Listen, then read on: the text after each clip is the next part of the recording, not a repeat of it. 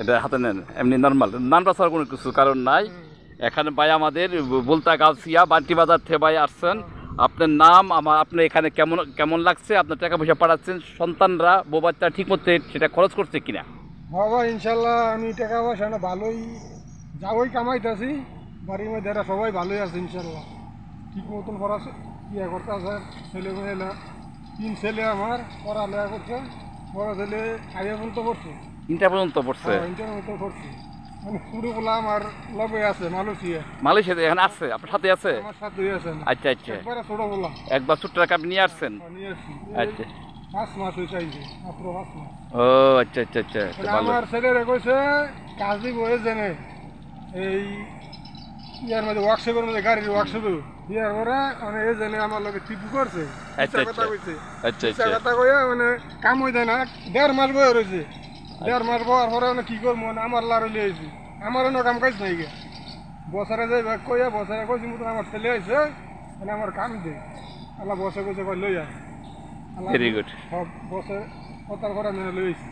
আপনারা তো বাংলাদেশে রেমিটেন্স জুতা বুঝতেন যে ডলার পাঠা বাংলাদেশে অনেক উপকার হয়। আগে হ্যারাসমেন্ট হইতেন এয়ারপোর্টে, এখন তো এগুলো হয় না। হয় এয়ারপোর্টে? এখনো এয়ারপোর্টে কিছু কিছু হয়, মানুষের কাছে শুনি, আমরা তো এখনো যাই না, তো আমরা ফেসবুকে হয়রানি হচ্ছে। আচ্ছা এত কষ্ট করে মনে করেন মার্কেট সার্কেট করে যাইতেছে যাই বুঝছেন, এই আঙ্গ মাল সামানে সব নাইকা চুরি করে নাইকা। এখন আর নিবে না, এখন প্রধানমন্ত্রী আপনাদের পাশে আছে, যে বাণিজ্য সবাই বলছে। হ্যাঁ বিশাল কষ্ট, যে বাংলাদেশে যারা যারা আছেন আপনারা দেখেন এই ঠাডা পড়া রোদ, হ্যাঁ এই যে বাইরে আসছে আমাদের 2,500 নারায়ণগঞ্জের লোক, এই দেখেন হাড় ভাঙা পরিশ্রম করতেছে, সেই টাকা বাংলাদেশে পাঠাচ্ছে, বাংলাদেশের সরকার লাভবান হচ্ছে।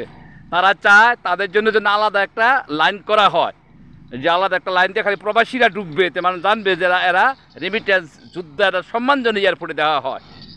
আমরা এখানে কাম করে যাই, এয়ারপোর্টে এরা কি চাকরি করে না?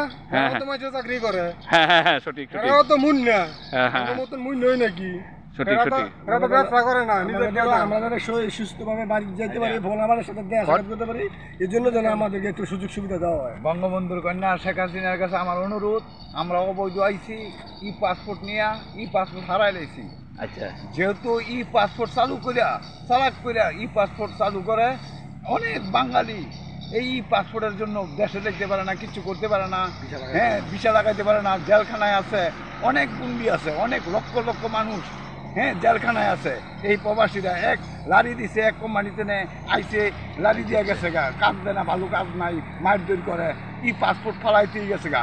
মানে এই পাসপোর্টের জন্য বঙ্গবন্ধু কন্যা শেখ হাসিনার কাছে অনুরোধ, দূরত্ব যেন আঙ্গ ই পাসপোর্ট চালু করার ব্যবস্থা করে দেয়।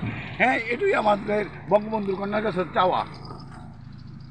দারুণ একটা কথা বলছেন, কষ্টের আবেগের কথা। অনেকেই লক্ষ লক্ষ লোক নাকি জেলে আছেন, জানি না। এখানে আমাদের যে দূতাবাস আছে, বাংলাদেশের দূতাবাসের সাথে আপনারা যোগাযোগ করেন, তার মারফত যোগাযোগ করে একটা ব্যবস্থা আপনারা করতে পারবেন, সমস্যা নাই।